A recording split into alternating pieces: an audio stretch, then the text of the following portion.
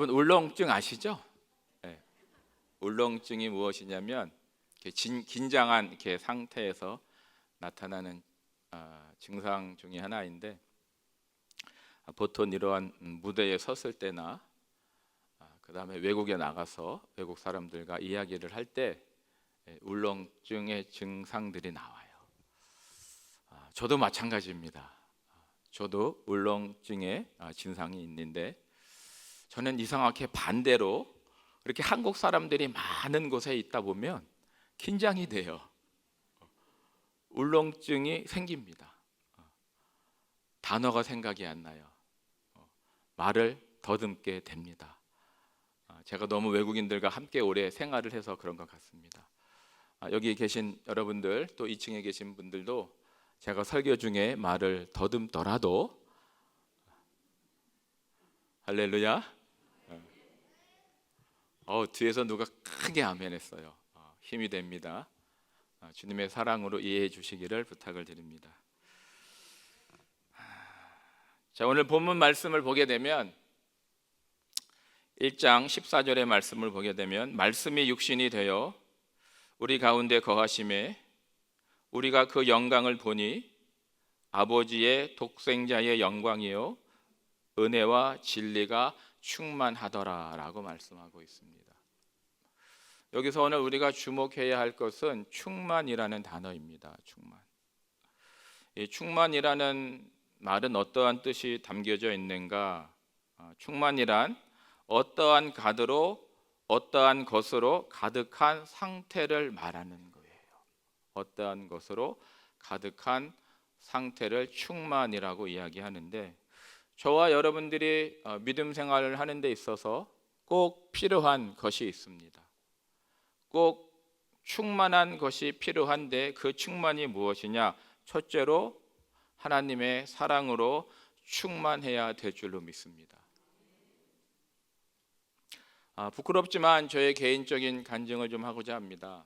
저는 모태 신앙이 아니에요. 모태 신앙이 아니고, 청년 때 저의 친구가 저를 전도를 했어요. 전화를 걸어서 이제 저와 함께 이제 교회를 가기 위해서 전화를 하죠. 그러면 저는 그 전화 받지 않죠. 왜? 이 시간대에 전화하는 친구 누구인지 알고 있기 때문에, 다들 그러한 경험이 있으신 줄로 믿습니다. 피해요.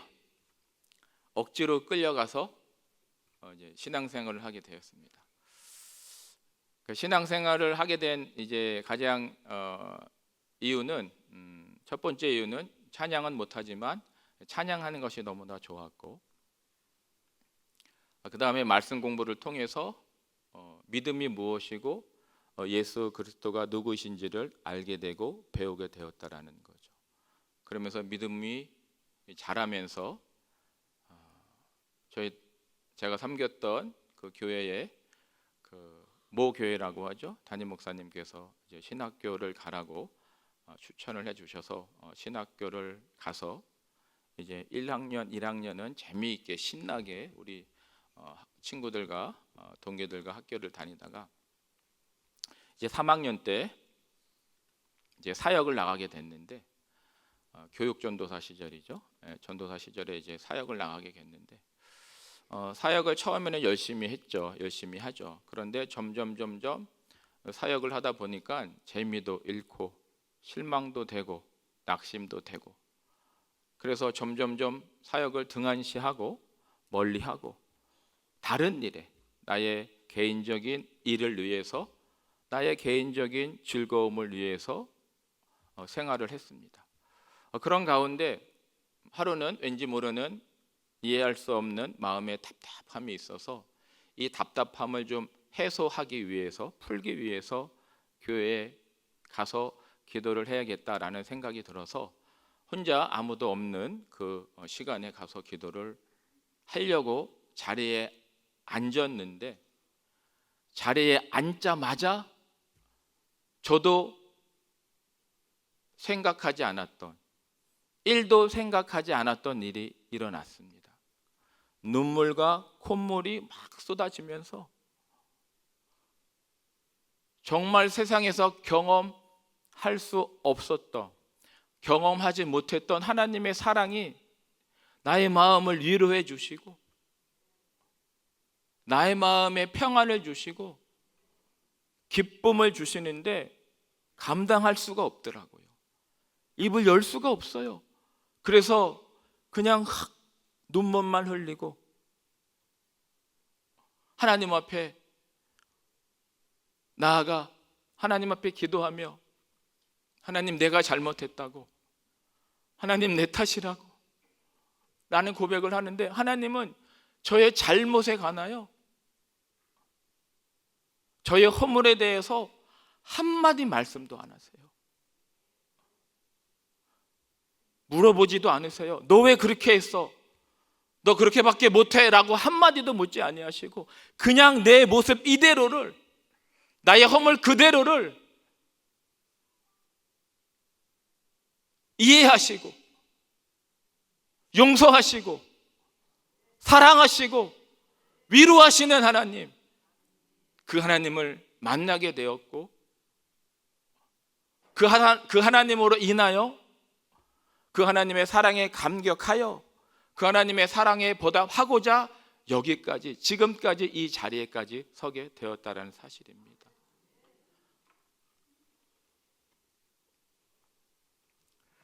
성경을 보게 되면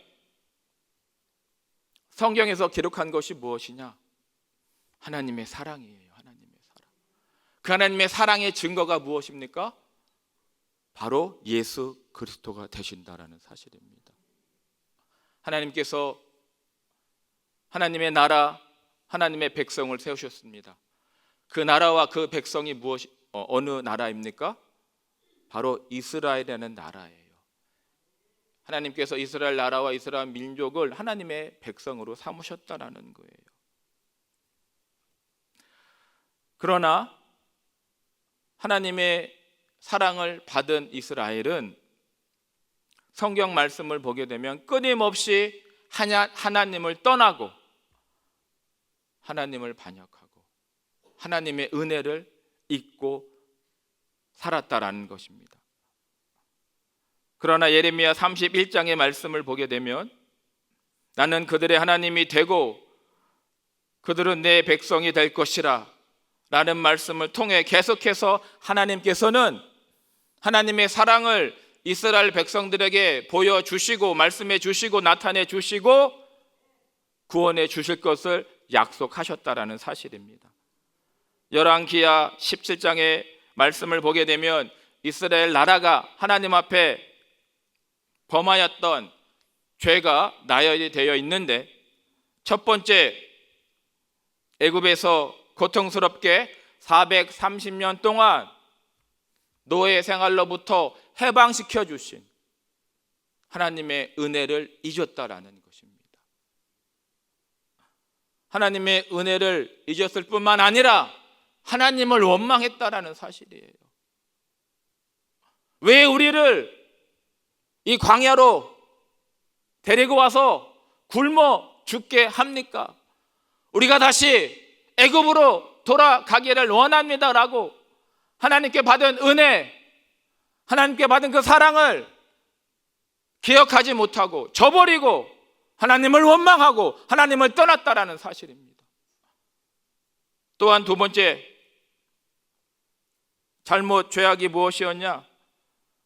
하나님께서 말씀하신 10계명 중에 1계명과 2계명을 저버렸다라는 거예요. 1계명과 2계명이 무엇입니까? 나 외에 다른 신을 섬기지 말고 우상들을 만들지 말고 우상들에게 절하지 말라라는 하나님의 말씀을 저버리고 이방 나라에서 가져온 이방 신을 섬기고 그 신을 섬기는 산당을 지어 만들었다라는 사실입니다. 여러분, 또한 이스라엘 백성들은 하나님의 말씀을 청종하지 않았다라는 거예요. 하나님께서 이스라엘 백성에게 계속해서 말씀하십니다. 너는 내게로 돌아와라. 악한 길에서 떠나 내가 내게 명한 명령을 지켜 행하라 라는 하나님의 말씀을 저버리고 끝까지 하나님을 떠나서 그들이 가고자 하는 길을 갔고, 그 결과 그 나라는 분열되었고 깨어졌고 마침내 이웃 나라의 지배를 당하였으며 포로로 끌려가게 되었다라는 사실입니다. 그러나 놀라운 것은 하나님께서 이 이스라엘 백성들을, 하나님께서 택하신 백성들을 절대 포기하지 않으셨다라는 사실입니다. 버리지 않으셨다라는 사실이에요.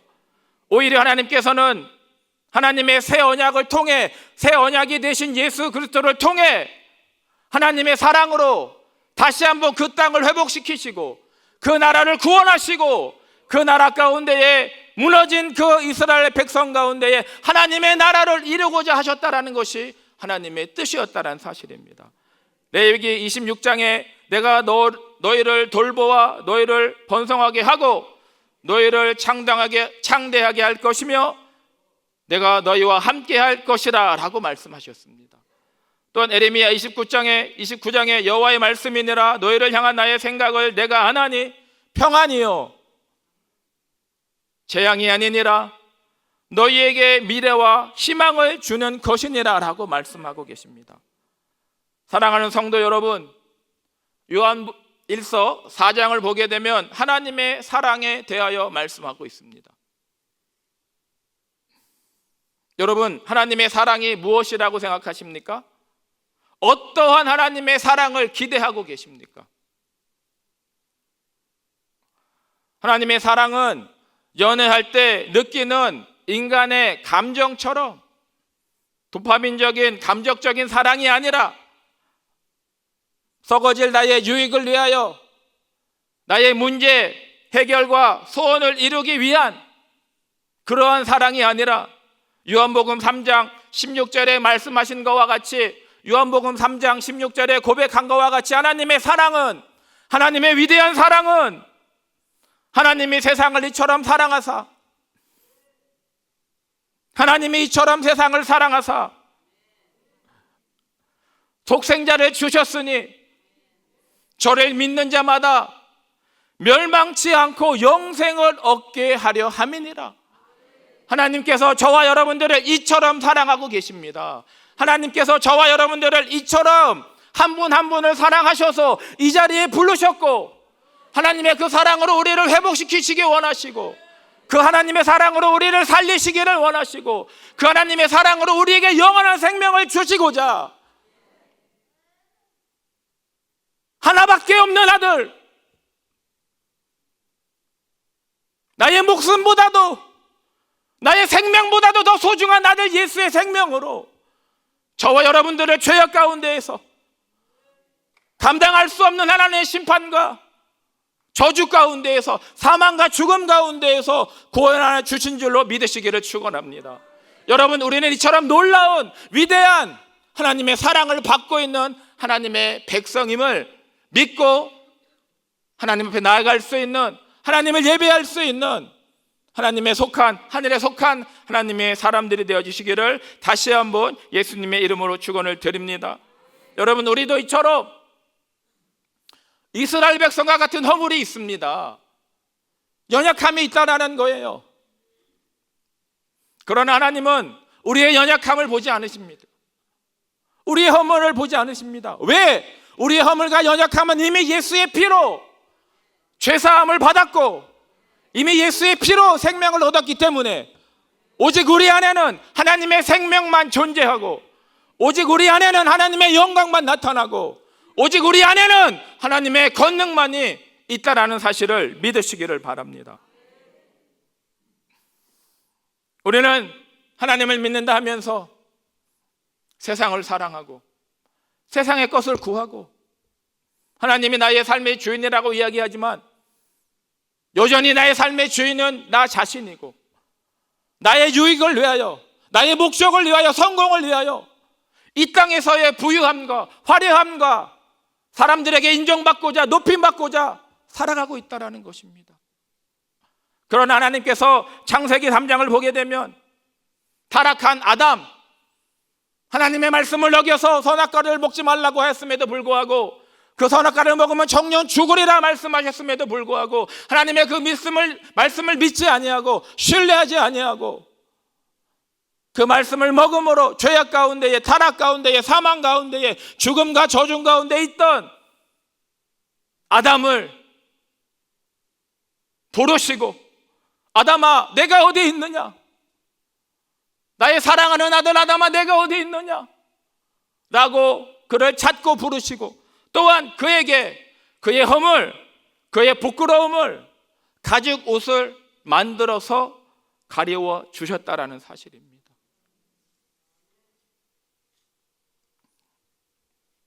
우리는 여전히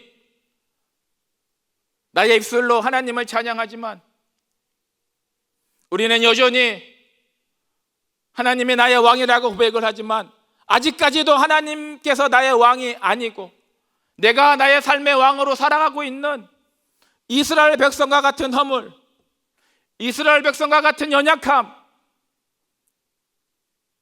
그 연약함과 허물을 하나님께서 사하여 주시기 위하여, 하나님의 사랑으로 덮어주시기 위하여 이 자리에 저와 여러분들을 부르신 줄로 믿으시기를 축원합니다. 로마서 8장 기록된 바 우리가 종일 주를 위하여 죽임을 당하게 되며 도살당할 양같이 여김을 받았나이다 함과 같으니라.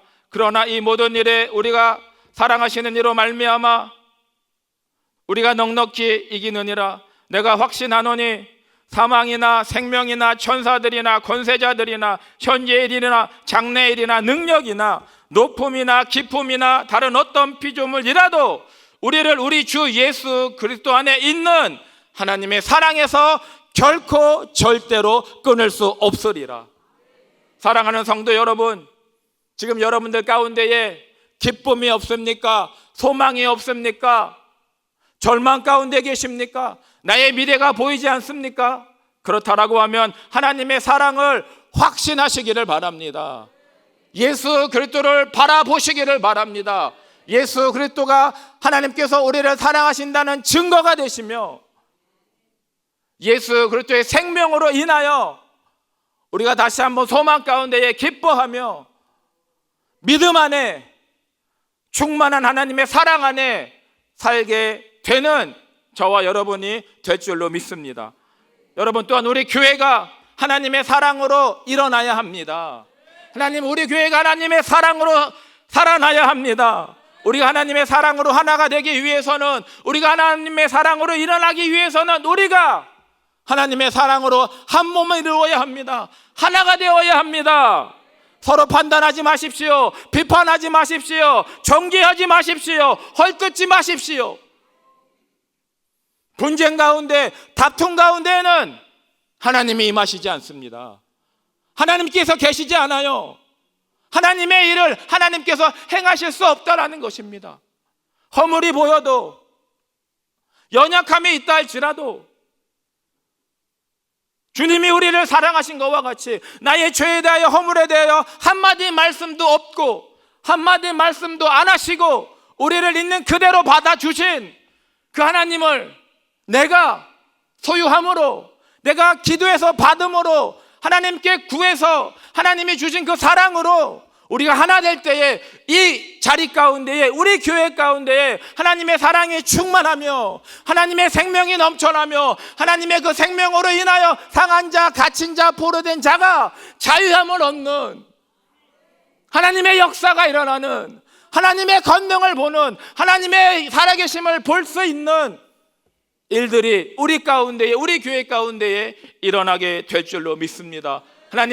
하나님께서 우리 교회를 통하여 새 역사를 쓰시고자 할 때에, 나를 통하여 새 역사를 쓰시고자 할 때에 우리가 하나님의 사랑으로 회복되어질 수 있는, 하나님의 사랑으로 무너진 나의 믿음과 무너진 나의 인생과 무너진 나의 심령들이 살아나는 은혜가 있기를 예수님의 이름으로 축원을 드립니다. 또한 우리가 신앙생활을 하는 데 있어서 필요한 것이 무엇이냐? 예수로 충만해야 한다라는 것입니다. 따라합시다. 예수로 충만해야 한다.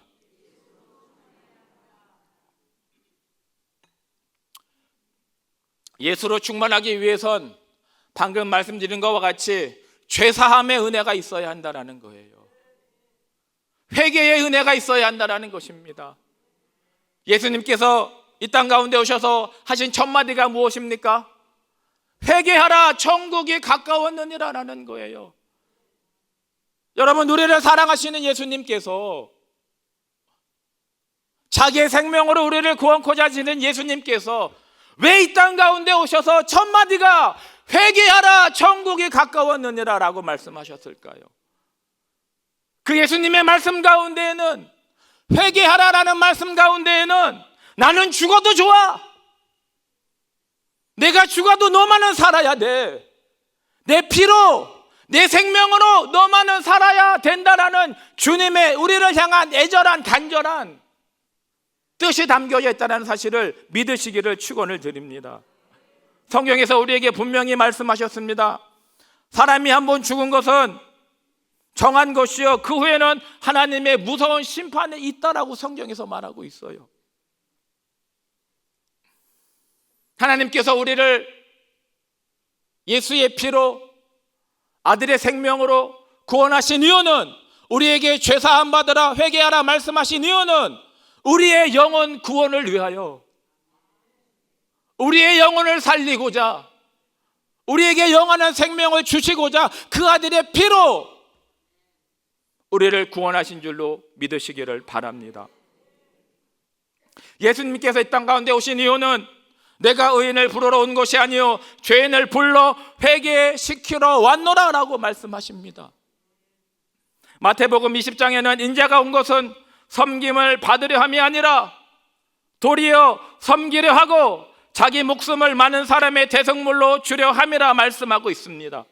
여러분, 이 땅 가운데 예수님께서 오신 이유는, 분명한 이유는, 뜻은 저와 여러분들을 하나님의 진도 가운데에서 저주와 심판으로부터 구원코자, 살리고자, 당신의 생명을 조금도 귀한 것으로 여기지 아니하시고 저와 여러분들을 위하여 피 흘리시고 머리에 가시관을 쓰시고 손과 발에 못 박히시며 창에 허리를 찔리사 몸에 있는 모든 물과 피를 다 쏟으셨다는 사실을 믿으시기를 바랍니다. 그것을 믿는 자가, 그 예수를 고백하는 자가 하늘에 속한 사람이에요. 하나님의 자녀가 되는 거예요. 하나님의 자녀가 되는 권세를 얻게 된다는 사실을 믿으시기를 바랍니다. 그러나 우리는 주님의 피로, 주님의 생명으로 구원을 받았음에도 불구하고 여전히 죄를 깨닫지 못하고 여전히 죄와 타협하며 나를 변호하며 변명하는 그러한 연약함, 삶 가운데 있다라는 것입니다. 그런 하나님의 뜻은 변하지 않고, 그런 하나님의 뜻은 반드시 예수 그리스도를 통하여 이루어지게 된다라는 사실을 믿으시기를 바랍니다. 마태복음 1장 21절에 보게 되면 아들을 낳으려니 이름을 예수라 하라.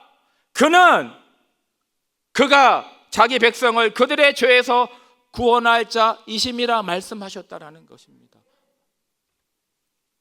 여러분, 우리가 잘 알고 있는 베드로의 고백, 신앙의 고백이 있습니다. 주는 그리스도시요 살아계신 하나님의 아들이십니다라는 고백이 있어요. 여러분, 그리스도가 무슨 뜻입니까? 기름 부은 자, 만왕의 왕이라는 뜻이에요. 예수님은 우리를 구원코자, 인류를 구원코자 멸망 가운데에서, 죽음 가운데에서 살리고자 이 땅 가운데 오신 구원자, 왕이 되심을 믿으시기를 다시 한번 예수님의 이름으로 축원을 드립니다. 그래서 예수님께서 역대하 7장에 이렇게 말씀하십니다. 내 이름을 일컫는 내 백성이 그들의 악한 길에서 떠나 스스로 낮추고 기도하여 내 얼굴을 찾으면 내가 하늘에서 듣고 그들의 죄를 사하여 그들의 땅을 고칠지라라고 말씀하고 계십니다. 여러분들의 삶이 변화되기를 원하십니까? 새로워지기를 원하십니까? 하나님이 주시는 기쁨과 평안과 즐거움과 참 생명의 삶을 살기를 원하신다면 죄사함의 은혜, 회개의 은혜, 하나님의 뜻, 얼굴을 구하는 하나님 중심의 삶을 살아갈 수 있는 저와 여러분들이 되어 주시기를 예수님의 이름으로 다시 한번 축원을 드립니다. 여러분, 우리가 세상 가운데 살면서 얻는 것이 무엇입니까? 절망과 소망입니까? 절망입니까? 기쁨입니까? 상처와 슬픔과 눈물뿐이 없다라는 거예요. 그러나 우리가 하나님의 품에 돌아오면 탕자가 집을 떠나 아버지를 떠나 세상의 향락으로 절망 가운데에 낙심 가운데에 좌절 가운데 있을 때에 그가 하나님 품에 그가 아버지의 품에 돌아왔을 때에 아버지의 사랑을 느꼈던 것처럼, 아버지의 사랑을 깨달았던 것처럼 우리가 하나님께로 돌아오면, 우리가 하나님의 이름을 찾으면 하나님의 참 사랑이 무엇인지 깨달을 뿐만 아니라 우리의 허물에 대하여, 우리의 잘못에 대하여 용서하시고 하나님이 약속하신 영원한 나라 가운데에 들어가게 되는 줄로 믿으시기를 바랍니다. 사랑하는 성도 여러분, 이 험한 세상 우리가 살아갈 수 있는 힘 무엇입니까? 여러분들이 가지고 있는 힘과 능력으로 지금까지 세상을 살아오셨는데, 지금까지 이 험난한 세상을 살아오셨는데, 여러분, 내가 가지고 있는 힘이 나의 능력과 나의 소망이 됩니까? 오직 우리가 이 땅을 살아갈 수 있는 힘, 우리가 오직 이 땅 가운데에서 구원을 받을 수 있는 힘은 나를 사랑하사 자기 몸을 버리신 예수 그리스도의 사랑밖에 없는 줄로 믿습니다. 그러므로 우리가 신앙생활을 하는 데 있어서 우리에게 중요한 것은 이 세상의 것을 얻고자 함이 아니에요. 이 세상의 것을 누리고자 함이 아니라는 것입니다.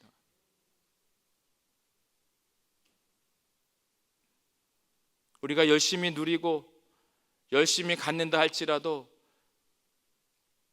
하나님의 때에, 하나님의 부르심 가운데에 우리는 이 세상을 떠날 수밖에 없다는 거예요. 하나님은 우리에게 일시적인 생명을 주시지 아니하였고요, 하나님은 우리에게 영원한 생명을 주셨습니다. 하나님께서 우리에게 주신 가장 최고의 선물, 최고의 은혜, 최고의 복은 예수 그리스도의 생명을 통하여 우리에게 주신 영원한 생명, 영생인 줄로 믿습니다. 그 영생의 힘을 가지고, 그 영생의 소망을 가지고 날마다 힘차게 소망 가운데에, 기쁨 가운데에 정말로 하나님의 살아계심을 믿고 그 믿음으로 살아갈 수 있는 귀하고 복된 우리 성도님 되어 주시기를 예수님의 이름으로 축원을 드립니다. 여러분들 안에 있는 생명, 예수의 생명을 깨우십시오. 누리십시오. 그 생명으로 저희가 일어날 수 있습니다. 새로워질 수 있습니다. 변할 수 있습니다. 기도하겠습니다.